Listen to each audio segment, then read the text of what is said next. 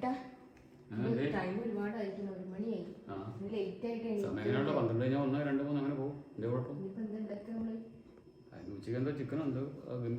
വാങ്ങിയുണ്ട്, പക്ഷെ ഒന്നും നടക്കൂല. ഈസി ആയിട്ട് എന്തെങ്കിലും അറിയോ ഉണ്ടാക്കാൻ? ചോറും കറി ബാക്കി കറിയൊക്കെ ആയോ? ചോറൊക്കെ എന്നാൽ ചിക്കൻ്റെ ഒരു പുതിയ ഐറ്റം ഞാൻ കാണിച്ചില്ല. വളരെ ഈസി ആയിട്ട് ഇപ്പോൾ ഗസ്റ്റൊക്കെ വരുമ്പോൾ നമുക്ക് പെട്ടെന്ന് ഉണ്ടാക്കാൻ പറ്റിയ സംഭവം. പേരൊന്നും ചെയ്യരുത്. പേര് വയ്ക്കരുത്.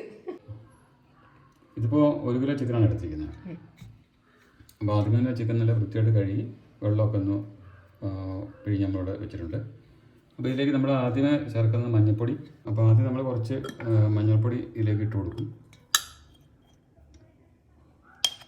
അതിനുശേഷം കുറച്ച് വിനാഗിരി ഒഴിച്ചിട്ട് കുറച്ച് ഉപ്പ് കൂടി ഇട്ട് കൊടുക്കുക. അതിനുശേഷം ഇതൊന്ന് നന്നായി മിക്സ് ചെയ്തിട്ട് കുറച്ച് സമയം റെസ്റ്റ് ചെയ്യാൻ വേണ്ടിയിട്ട് വെക്കുക. അപ്പോൾ ഈ ഒരു ചിക്കൻ, ഈ ഒരു ഐറ്റത്തിൻ്റെ പ്രത്യേകത നമുക്ക് ഏറ്റവും മസാല കുറച്ച് രീതിയിൽ ചെയ്യുന്നൊരു സംഗതിയാണ്. നമുക്കതിപ്പം ഏറ്റവും കൂടുതൽ ബുദ്ധിമുട്ട് നമുക്ക് ഉണ്ടാക്കുന്നൊരു സംഗതിയാണ് പാക്കറ്റ് മസാലകൾ. ഇതിൽ നമ്മൾ ഉപയോഗിച്ചിരിക്കുന്നത് മഞ്ഞൾപ്പൊടിയും അതുപോലെ മുളക് പൊടിയും മാത്രമാണ്. അത് മഞ്ഞൾപ്പൊടി മുളകൊക്കെ നമ്മൾ സാധനം ഇവിടെ വാങ്ങി പൊടിച്ചെടുക്കുകയാണ് ചെയ്യുന്നത്. അതിൽ നമ്മൾ സവോള സെപ്പറേറ്റ് വഴറ്റിയാണ് എടുക്കുന്നത്. ഇത് 1 കിലോ ചിക്കൻ ഏകദേശം ഒരു വലിപ്പമുള്ളതാണെങ്കിൽ 3 എണ്ണം, ചെറുതാണെങ്കിൽ 4 എണ്ണം. നമ്മളിപ്പോൾ 3 എണ്ണം എടുത്തത്. ഇതൊരു ബ്രൗൺ കളറാകുന്നവരെ ഒന്ന് വഴറ്റിയെടുത്താൽ മതി. വിനാഗിരിയും മഞ്ഞൾപ്പൊടിയും ചേർത്ത് വെച്ച ചിക്കനിലേക്ക് കുറച്ച് മുളക് പൊടി ചേർക്കുകയാണ്. ഇതിപ്പോൾ മുളക് പൊടി കുറച്ചൊരു റെഡ് കളർ വേണമെന്നുള്ളവർക്ക് കാശ്മീരി ചില്ലി ഉപയോഗിക്കാം.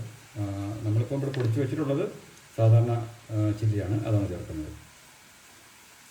അത് നമുക്ക് എരിവ് കൂടുതൽ വേണമെങ്കിൽ കുറച്ച് കൂടുതൽ ചേർക്കാം. കുറച്ച്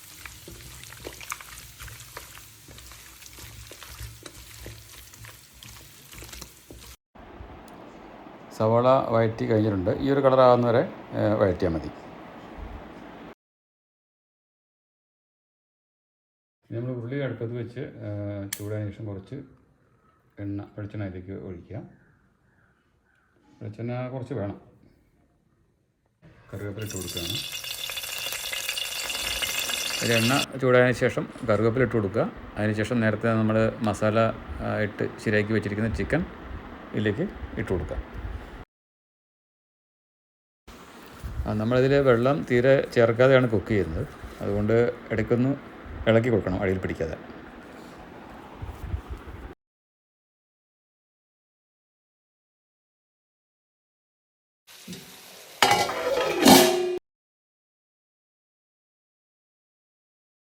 വെള്ളവും തീരെ ഒഴിക്കേണ്ടതില്ല, കാരണം ചിക്കനിൽ തന്നെ കുറച്ച് വെള്ളം ഇതിലേക്ക് വരും.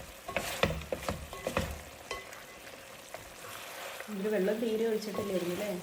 വെള്ളം ഒഴിക്കേണ്ട ചിക്കൻ്റെ വെള്ളം കുറച്ചിട്ടാണ്. കാരണം നമ്മൾ പിഴിഞ്ഞൊക്കെ എടുത്തതാണ്, എന്നാലും കുറച്ച് വെള്ളം ഉണ്ടാവുന്നത്. ചിക്കൻ വേവായിട്ടുണ്ട്. അപ്പോൾ അതിലേക്ക് നമ്മൾ കുറച്ച് കറിവേപ്പില ഇട്ട് കൊടുക്കുകയാണ്.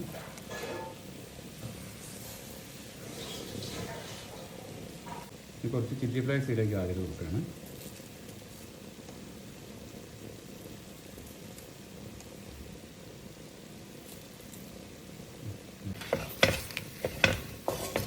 ഇൻഗ്രീഡിയൻ കൂടെ ഇതിലേക്ക് നമുക്കൊരു ഇൻഗ്രീഡിയൻ കൂടെ അതിലേക്ക് ചേർക്കാം. നമ്മൾ നേരത്തെ വഴറ്റി വെച്ചിരുന്ന സവോള കൂടെ ഇതിലേക്ക് ചേർത്ത് കൊടുക്കുകയാണ്.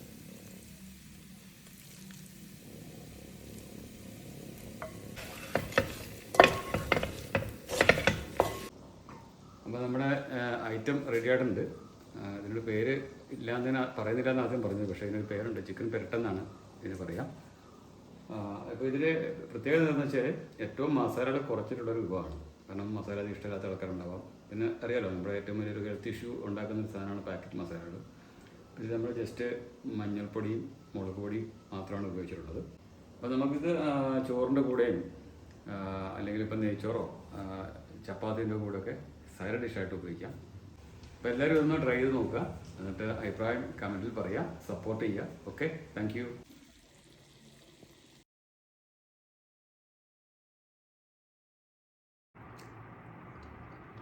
അടിപൊളി സംഭവം. ചപ്പാത്തിൻ്റെ കൂടെ ദോശൻ്റെ കൂടെ ഒക്കെ സെറ്റ് ആയിരിക്കും.